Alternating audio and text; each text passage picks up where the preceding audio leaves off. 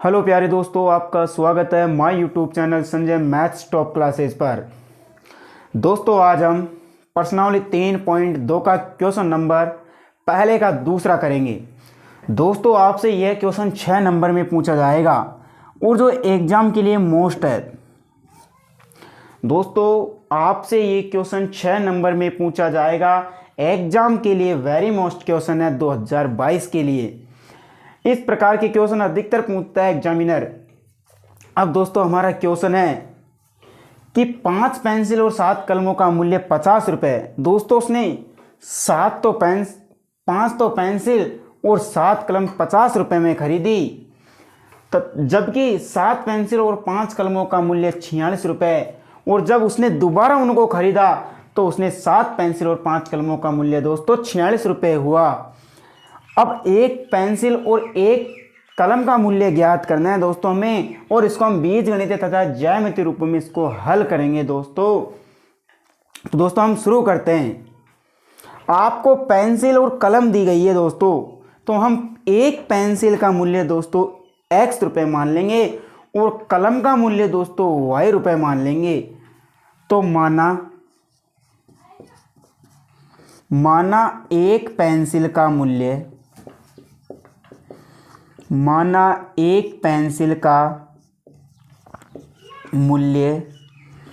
x रुपये। दोस्तों हमने एक पेंसिल का मूल्य x रुपये मान लिया और एक कलम का मूल्य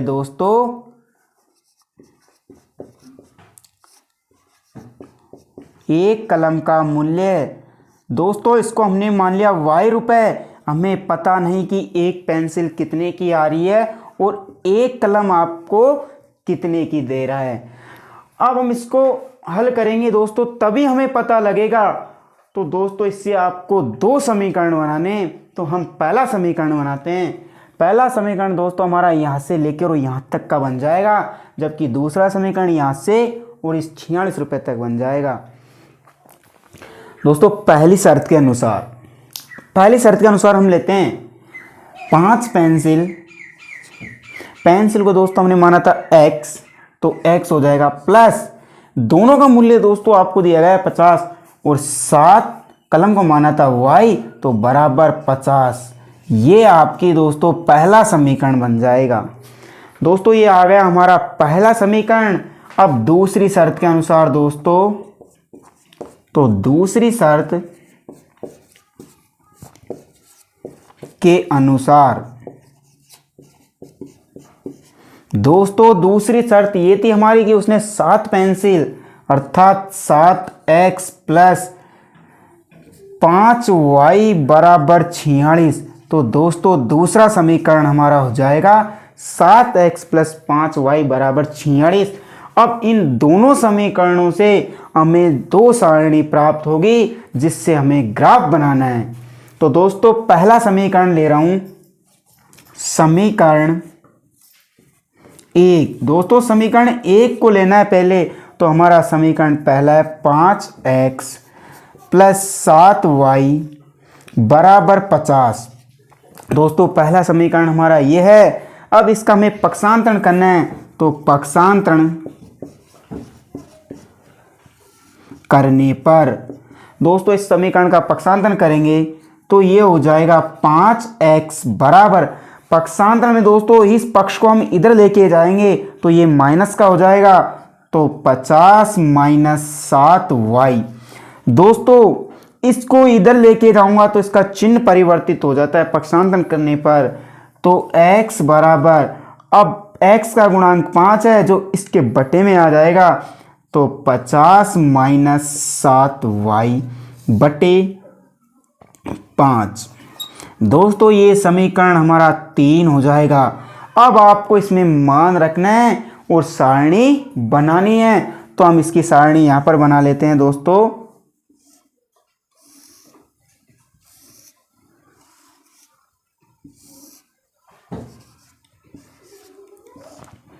इस प्रकार आपको सारणी बनानी है और 3 मान निकालने हैं। तो दोस्तों आप जो पहला मान मानोगे, हमें पहला मान इतना मानना होगा कि 50 में से इसको माइनस करने पर इस 5 का भाग जाना चाहिए। तो दोस्तों यदि हम जीरो मानेंगे, यहाँ पर जीरो मानने पर जीरो हो गया 5 का भाग 50 में चल। दोस्तों अब इसमें हम मान रखेंगे y का। आप y का मान लिखोगे और x का मान आपको प्राप्त होते जाएगा। तो y बराबर दोस्तों हमने ले लिया 0, y बराबर 0। समीकरण 3 में रखने पर दोस्तों समीकरण 3 में रखेंगे y का मान, तो x बराबर 50 माइनस 7 इंटू 0 बटे 5। तो x बराबर दोस्तों 50 में से 7 गुणा 0 करके घटा देंगे, तो 50 माइनस 0 बटे 5। 50 में से दोस्तों 0 घटाया तो आ गया 50, x बराबर 50 बटे 5। जब दोस्तों हम 5 का भाग 50 में देंगे तो x का मान प्राप्त हो जाएगा 10। ये हमारा x का मान आ गया। y का मान हमने 0 माना था और x का मान प्राप्त हुआ 10। ये पहला मान हो गया। दोस्तों आप पहला मान मानते ही आप y का मान मान सकते हो। कैसे? y का दूसरा मान दोस्तों हम यहां से ही मान लेंगे। इसको ले लेता हूं मैं कोष्टक में थोड़ी देर के लिए। अब 5 और 0 को जोड़ा तो दोस्तों कितना हुआ? 5। आपको y का मान कितना लेना आपकी बार? 5। तो y बराबर 5 समीकरण 3 में रखने पर, समीकरण 3 हमारा दोस्तों यहां पर है ये, तो x बराबर 50 माइनस 7, 50 माइनस 7, y दोस्तों y का मान हमारे पास है 5, तो गुणा 5 बटे 5। तो x बराबर 50 माइनस 7 पंजे 35 बटे 5। तो दोस्तों 50 में से 35 को घटाया तो हमारे पास बच गया 15 बटे 5।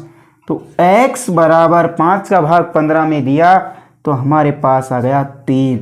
ये x का मान हो गया दोस्तों। x का मान 3 प्राप्त हुआ और y का मान हमने माना था दोस्तों 5। अब हमें तीसरा मान और निकालना है दोस्तों। तो तीसरा मान कैसे निकालोगे दोस्तों? यहां पर हम इसको कोष्टक में लेते हैं, तो 5 और 5 को जोड़ने पर कितना हो जाता है? 10। अर्थात आपको y का मान लेना है 10। y बराबर 10 समीकरण 3 में रखने पर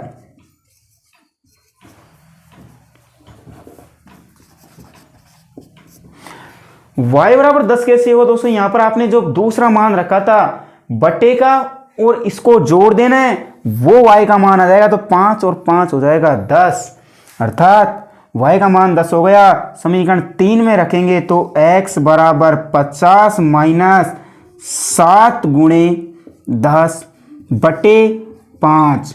तो x बराबर 50 माइनस 7 गुणा 10 किया तो दोस्तों 70 हो गया बटे 5।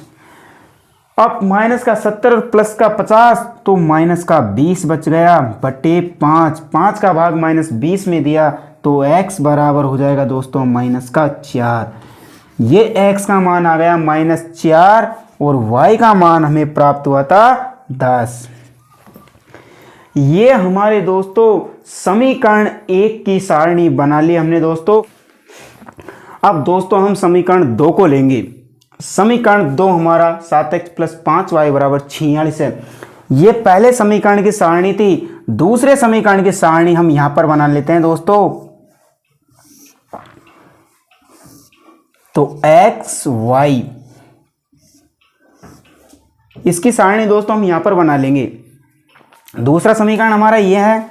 इसका पक्षांतरण करने पर दोस्तों, पक्षांतरण करने पर इसका पक्षांतरण हो जाएगा दोस्तों 7x बराबर, इस 5 को इधर भेजेंगे तो 46 माइनस 5y। तो x बराबर 7 बटे में चल जाएगा दोस्तों, तो 46 माइनस 5y बटे 7। ये समीकरण हमारा 4 बन गया। ये समीकरण 4 प्राप्त हो गया। अब समीकरण 4 से हम इस सारणी के पूरे मानों को प्राप्त करेंगे।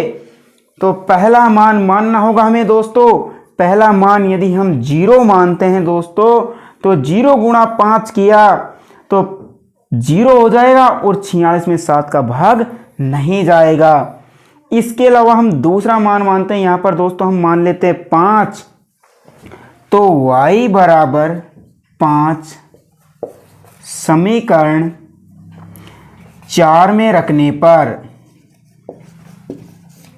समीकरण 4 हमारा यह है, तो x बराबर 46 माइनस 5 गुणा 5 बटे 7। इसको हल करते हैं दोस्तों हम, तो ये हो जाएगा 46 माइनस 25 बटे 7। 46 में से दोस्तों 25 को घटाया तो x बराबर, जब 46 में से 25 घटाया दोस्तों तो बच गया 21 बटे 7, अर्थात 7 का भाग 21 में दिया तो x बराबर दोस्तों हो जाएगा हमारे पास 3। x का मान हमें प्राप्त हुआ 3, y का मान दोस्तों हमने माना था 5। दूसरा मान दोस्तों हम यहां से मान लेंगे 5 और 7 हो गया 12, अर्थात हम दूसरा मान यहां पर मान लेंगे 12। तो y बराबर 12 समीकरण 4 में रखने पर, तो समीकरण 4 हमारा यहाँ है, तो x बराबर 46 माइनस 5 गुणा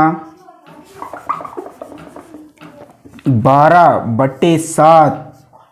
तो x बराबर दोस्तों 5 गुणा 12 करेंगे तो 46 माइनस 12 का पारा 5 बार बोला तो दोस्तों हो जाएगा 60 बटे 7। तो x बराबर, जब 60 में से 46 को घटाएंगे दोस्तों तो हमारे पास बच जाएगा 14 माइनस का बटे 7। तो x बराबर हमें प्राप्त हो जाएगा माइनस के 2। x का मान हमें प्राप्त हुआ -2। दोस्तों y का मान तो हमने माना था 12 और हमें x का मान प्राप्त हुआ -2। अब हम तीसरा मान मानेंगे दोस्तों। तीसरा मान यदि हम यहां से लेते हैं 12 और 7 हो जाएगा 19, परंतु 19 होने पर ये बड़ा बन जाएगा आपके। हम लेते हैं इससे छोटा मान। यदि दोस्तों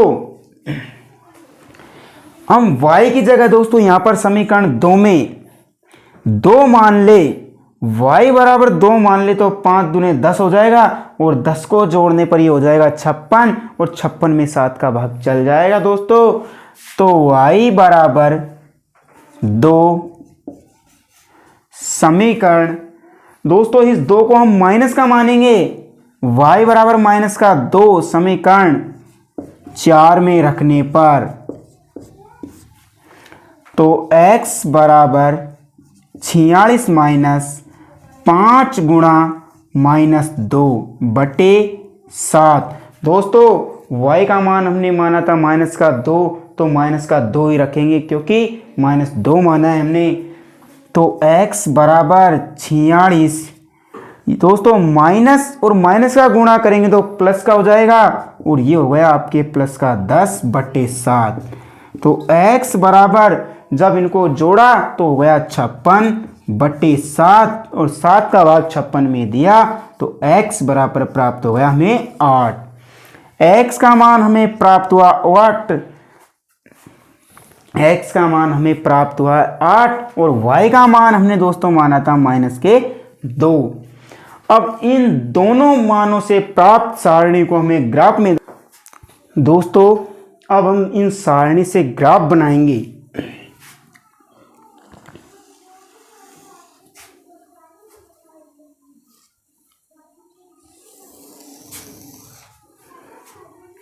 दोस्तों ये हमारा y अक्ष होता है प्लस का, ये y अक्ष माइनस का, ये x अक्ष प्लस और एक्स अक्ष माइनस।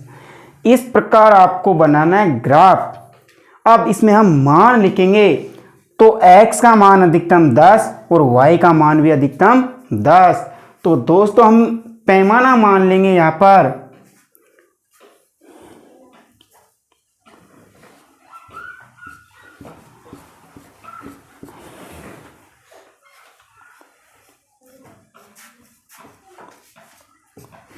दोस्तों ये हो गया हमारे प्लस का 1 प्लस 2 प्लस 3 प्लस 4 प्लस 5 6 7 8 9 10 11 12। 1 2 3 4 5 6 7 8 9 10 11। यहाँ पर -1 -2 -3 -4, तो -1 -2 -3 -4, माइनस का 1 -2 -3 -4। इस प्रकार मान हो जाएंगे। अब इनको हम ग्राफ में दर्शाते हैं। दोस्तों पहला मान हमारा x का 10 और y का 0, तो x का मान यहाँ पर हो गया 10 और y का मान 0। तो दोस्तों यहाँ पर लगा देंगे हम डॉट को, बिंदु लगा के गोला बना देना। पहला मान प्राप्त हुआ 10 0। दूसरा मान है दोस्तों हमारे पास 3 व 5, तो दोस्तों 3 तो ये रहा हमारा और 5 यहाँ पर, तो बिल्कुल इसकी सीध में देखना होगा आपको। तो यहाँ पर इस प्रकार मिल जाएगा दोस्तों, बिंदु लगाना है और गोला बना देना। दोस्तों हमारा तीसरा मान -4, x का मान दोस्तों इधर आ जाएगा -4, क्योंकि इधर प्लस है, तो -4 हमारा यहाँ पर, और 10 y का मान तो ऊपर। तो दोस्तों इस प्रकार बिल्कुल इस स्थिति में आएगा यहाँ पर। तो हमें यहाँ पर मिल जाएगा दोस्तों ये मान। थोड़ी जगह कम रह गई दोस्तों, तो हम इसको यहीं पर लिख लेते हैं और इनको स्केल की सहायता से आपको मिला देना है इन तीनों बिंदुओं को, और तीनों बिंदुओं को मिलाने पर आपको बिल्कुल इस प्रकार सीधी रेखा प्राप्त हो जाएगी। ये हमारे पहले समीकरण की है, और पहला समीकरण था हमारे दोस्तों 5x + 7y = 50। अब दूसरा समीकरण हमारा, दूसरे समीकरण की ग्राफ, दूसरे समीकरण से प्राप्त सारणी के मान ये हैं दोस्तों। तो पहला मान है 3 5, 3 तो ये रहा, 5 ये रहा, तो पहला बिंदु आपको यहाँ मिल गया। दूसरा बिंदु है -2 12, तो -2 तो दोस्तों यहाँ पर है, और 12 y का मान तो दोस्तों ये ऊपर जाएगा 12 13। तो दोस्तों y का मान हमारे 12 और x का मान -2, तो यह आ जाएगा दोस्तों यहाँ पर। और तीसरा मान दोस्तों हमारे 8 -2, तो 8 तो x का मान ये रहा, और -2 दोस्तों हमारे यहाँ पर, तो यहाँ पर लगा देंगे इस प्रकार। और इन तीनों बिंदुओं को मिलाने पर दोस्तों, इन तीनों बिंदुओं को मिलाने पर इस प्रकार आपको एक सीधी रेखा प्राप्त होगी। इस प्रकार एक ग्राफ बनेगा, परंतु इसमें पैमाना मानना होगा। तो दोस्तों हमारा पैमाना हो जाएगा x अक्ष पर। दोस्तों x अक्ष पर हमने कितने का, एक खाने को कितने के बराबर माना है, 1 के बराबर। तो 1 सेमी दोस्तों, 1 सेमी बराबर 1 इकाई के बराबर हो जाएगा दोस्तों। जो एक खाना होता है वो आपके 1 सेंटीमीटर का हो गया, और हमने उसको मान लिया 1 इकाई। y अक्ष पर भी दोस्तों यही पैमाना हो जाएगा, y अक्ष पर 1 सेमी बराबर 1 इकाई। इस प्रकार ये क्वेश्चन होगा, परंतु इसमें आपसे पूछा है कि पेंसिल का मूल्य और एक कलम का मूल्य ज्ञात कीजिए। तो जहां पर दोनों रेखाएं प्रतिच्छेद कर रही है वहीं से हमें आंसर मिलेगा। तो यहां पर था 3 और 5। 3 तो हमारा x का मान और y का मान 5, अर्थात हमने एक पेंसिल को माना था x, तो एक पेंसिल का मूल्य हो जाएगा एक पेंसिल का मूल्य। तो दोस्तों एक पेंसिल को माना था हमने x रुपए, अर्थात x का मान 3, तो यहाँ पर आ जाएगा 3 रुपए। और एक कलम